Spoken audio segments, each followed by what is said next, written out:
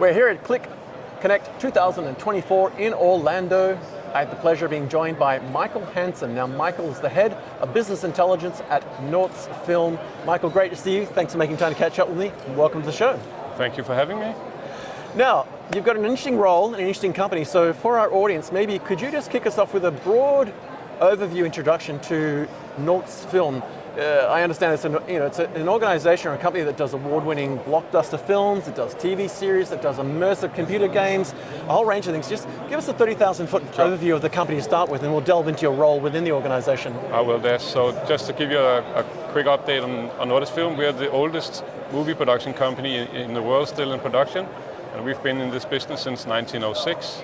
Wow! But in effect, we are actually a portfolio of many different business areas, primarily within entertainment. So we have the whole value chain around movie production, going from producing, writing movies, making them, making special effects, but also distributing and marketing of our own movies, but also movies we buy primarily in the US for the Scandinavian markets. But we have a broad range of other business areas also, stretching from the largest cinema chains in Denmark and Norway. We distribute Sony PlayStation consoles, games and peripherals in the Scandinavian countries, and we also have the largest gift carding company in Denmark, and preferably also in Scandinavia. Lastly, we also, as you said, we produce and make computer games, primarily for the PC, but we're stretching out to many different platforms. So as you can understand, we are a portfolio of many different areas with many different maturity levels on data also that we need to cater for in my line of business. Yeah, the dream job. I imagine you're leaping out of bed every day to go to work with some of the amazing stuff you're doing, from not just the film production and TV content production, from the gaming stuff as well. And with that in mind, maybe you could just give us a broad overview of what a day in the life of Mikkel Hansen is like in your role of head of business intelligence at Nordisk Film, because it is a very unique company, very unique business units, but also I get the sense it's not just a traditional BI role. No, you could say that my role actually started as a change management assignment. Okay. It was a key item in our strategy for our company, driving our knowledge about users, utilizing the data that we have access to and gaining even more data and centralize it and use it, but also working on the people inside our own company, making sure they have the competences and the lust and interest in using data to understand our users. As you know, digitalization has hit many of our business areas. Absolutely. So we need to understand where the people and our customers are going and what they consume. A day in my life, it goes from looking into very heavy, detailed, advanced analytic assignments for some of our areas that are very large, highly operational units with millions of rows of data, into helping people in other areas that are not that advanced yet. So it's a very it's a day with many hats, as I usually say. Mm-hmm. I also run our centralized data warehousing and BI tools, so it goes both on the data side, on the analytics side, but it's primarily a change management assignment that I have. And I'm sure as the case also, and this event's probably a breath of fresh air for you, in that a large part of it is systems and storage and data and databases and so forth and analytics, as you said, but also the other end spectrum. Is it true to say that a large part of your role is actually the people-facing piece? So talking to board-level people, talking to your CEO, understanding what they need from not just user stories from a development point of view, but just understanding the pain points the business is experiencing. And as you alluded to before, staying ahead of that curve. Is that sort of the balance you've got between technology and business and data, but also then just the human element of talking to people in plain English, understanding what they want from what you can deliver to the business? Yeah, that's a good way of telling it. You could say that the way we organize this, that we believe that the people that are in our different business units know their business best. Yep. So it's not up for me to build or use solutions that would be only white elephants that would die somewhere. Yep. But I provide the platform and I try to enrich and help them along in the journey that they have. Yeah. So we have a very small team. We're a lean, mean unit of 3 people that are servicing these 6 business areas, but the primarily developers or the key analysts are then placed inside each business area, and we cater for, I don't know, 650 daily users. We have over 200 apps on our platform, and we can do that because we have Maya as a central team on the tech side, and we have business users in the business areas that are the experts on what they want to do. Fantastic. Sounds like you should write a book on that topic. Well, you did mention that you also run this data team within Nordisk Film. Maybe give us a little insight kind of where you're leveraging what Qlik can offer to you. Because one of the big messages, particularly from Mike Capone down here, the CEO, is buy rather than build where you can for obvious reasons. I know that you're using Qlik in a number of different ways. Give us some examples of where the data team you're managing, and then particularly in your role as well, with the customers, talking to them face to face, I'm sure, from dashboards and analytics to reporting, where you're leveraging Qlik and some of the tools, and then maybe which tools in particular you're using so that you can present this value back to the business. Yeah, so what we do, that's primarily my role, is going out to the business, talking to them and trying to understand what kind of issues or problems that they would like to solve. I usually say, and we've heard it also on the conference here, that my assignment is to make sure we have people that can solve the technical side of what people want to do, but it's equally important that the business can come to me with the right issues that they want to have solved. So we use Qlik, and we use Qlik because from my point of view, it's the most enterprise-ready BI solution at the moment. We can cater for data. We can make sure that business areas have the data that they need and can use, but do not have access to other parts of our data landscape because of competitive reasons and governmental rules. So we need to make sure that people can only see what they're allowed to, but at the same time, when we have things that have power and usage across, we use a lot of, you could say, cross-pollination to create great ideas in one business area. We try to take them into the other ones, and utilizing Qlik, and especially Qlik Cloud, which really pushed our development curve ahead. Well, it gives you a lot more flexibility, doesn't it, than having to stand up physical infrastructure? Yeah, because I do not have to have an infrastructure team as such. I can prioritize my resources on development and teaching and building new exciting stuff. And you get that utility model where you just pay for what you use, which is extremely powerful.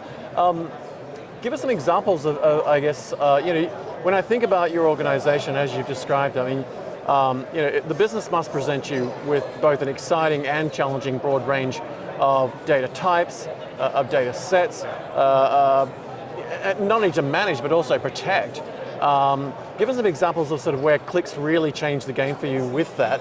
You've mentioned a couple like leveraging their data cloud, some of their BI tools and so forth. I imagine in the last couple of days alone, we talked off camera, for example, you were excited about what Qlik Answers can do with unstructured data. Qlik must now sort of be opening a whole range of new opportunities for you to take some of that really unique or complex or sensitive data you've got and actually then produce outcomes for the organization that you may not have been able to do before some of these tools are available. You could say that the most important thing that I can see we can cater even more for now with the new tools and new things coming out is utilizing this to monitor our social media platforms. Okay. So almost all of our business units do have social media channels that they put out content and which they then report and follow. But we also have a lot of data coming directly from our consumers where they either perform surveys or when they go into the movies, they give a review back. And that's gold for us because that's the information we can get directly from our consumers. And with some of these new tools, we can be even better at gaining insight, structured insight out of unstructured data, you could say. Well, there's nothing more unstructured than social media data or feedback data, is it? Everybody gives you, it's interesting when you look at surveys, one of my favorite things with surveys is if you have a field that says other, everybody writes something that you've then got to try and interpret into the nuances and the sentiment and the words they use, and even spell checking. When I think about one of the challenges you've just highlighted there of like how do you take some of that unstructured data and how do you take some of that operational data, what's your approach to sort of looking at what the business is asking for and how you draw value out of that those data sets? Are there sort of key sets you go from capturing and documenting what the business says that they want to then validating that to some sort of methodology and then go and apply to the data and repeat and scale. How do you approach that kind of challenge? Yeah, well, our preferred way of solving a problem is actually not talk data or data structure or tech at all, but start by mapping out what is the key issue, understanding what kind of information do people actually need. So it could be a problem concerning churn, so what is churn, what do they understand as churn, what kind of information do they think are part of this problem, and then we start building the data model afterwards, trying to find out, do we actually have the information that they are asking for? And of course, we need to be very critical on the quality of much of this data to ensure that we can actually gain some information out that are really relevant. So we try to see the problem and then solve it. And then, of course, we have a lot of iterations where we build something very quickly. They look at it, they test it, they say, this is not true, this is wrong, we need something else, and then we build on it. I imagine that would have been a game changer for you in many ways with what Qlik's making available now, where you can not only version the data, but version the models, version the code around it, and then soon with generative AI, one of the demos yesterday that probably excited you was the ability to go from the Talent Data Cloud to some of the other tools where you could transform the data and put it into the data lake and then actually have a conversation in plain English with it and have that plain English convert to SQL and SQL into programming code and programming code result into data, and that entire stack could be run backwards and forwards and validated, version controlled, see the lineage of where the data come, who's got access, and then I was really excited when I saw that jigsaw puzzle with security right in the middle where it sort of went from taking PII in and out. I can imagine that now when you think about some of the things you're talking about with getting what's in social media where you may or may not want people's names in it, and you've got feedback that may be or maybe not anonymous, and also reviews coming back from whether it's internal data reviews or whatever, you've got to have a whole bunch of controls and sensitivity there. But the key thing is that now being able to actually get your staff who aren't technical or aren't business or aren't coders to actually just have a plain language conversation with that data, that must be just mind-blowing. Yeah, because the things that I can see that we can actually solve now, these are issues or problems that people has been coming to us for several years. But we know that if we were to do this, it would take months to build because we need to find the competences, someone needs to code it, and we also need to ensure that what we build is actually production ready, so it can scale and it can work in an environment. And this looks like we can sort of cut down on time, but also use the same people that we have today, actually doing a little bit of data science on their own. We already use, you could say, ChatGPT and stuff like that for coding. So we know there's a huge productivity gain, and now it's being a similar solution is actually being built right into the system. Well, it's great that it's really built right into the DNA of the platform now, I think, because you've got an organization like Qlik who's doing all the homework to make sure that all the checks and balances and governance and control and compliance are there. And even now with the added benefit of an AI council overseeing that from an umbrella point of view, which is astounding. I wonder if you could wrap us up, Mikkel, with a number of your peers are going to face very similar challenges, maybe not in your media and gaming space, but in very similar data sets and data types business challenges. I wonder if you could just wrap us up with some advice as to what your peers, particularly in the business intelligence and data management space, are concerned with regard to their approach to just dealing with the emergence of AI and leveraging AI in the context of what you've been doing so far in some of your success stories. What advice would you give your peers in BI just sort of, approach the space that is happening to them sometimes faster than they're ready for? Yeah, I think that they need to look at, I think the key part, the most important thing they need to do is very unsexy, but they need to ensure they have a stable data platform, a data foundation that they understand. Utilizing systems like Qlik Data Integration or the new Qlik Talent Cloud, which looks very promising, in order to ensure they have stable pipelines with data they can trust. Otherwise, forget about building any AI before you have any trust in your data. That's also a thing we need to work on, I know, because we have as everybody has, they need to do the basic information first, and it's even more important than ever to have a key understanding here. Good solid data foundations. And then the next thing is that they need to educate the business leaders, the management on the business side, so they know and are able to ask the correct things of us as a technical side. Otherwise, don't come and say we want AI, say to us we want this and this and this. What's the outcome you want? Great advice. Then we can have some concrete and successful solutions coming. Perfect. Yeah. Well, a fantastic way to summarize that and get your data foundations right, which is very much the core message here this week, and then get a clear view of what business outcomes you're trying to drive. It reminds me of some advice one of my teachers taught me at school, which is don't write the first line of code unless you can describe what you're trying to do in plain English first. That's true. Well, Mikkel, thank you so much for your time. It's been great to have you on the show. I hope we have you back again soon, but in the meantime, safe travels. Enjoy the rest of this week, and we'll look forward to catching up soon and finding out what's happened since we spoke now next time we catch you on the show. Thanks for having me, Des. Thanks very much, Mikkel. All right.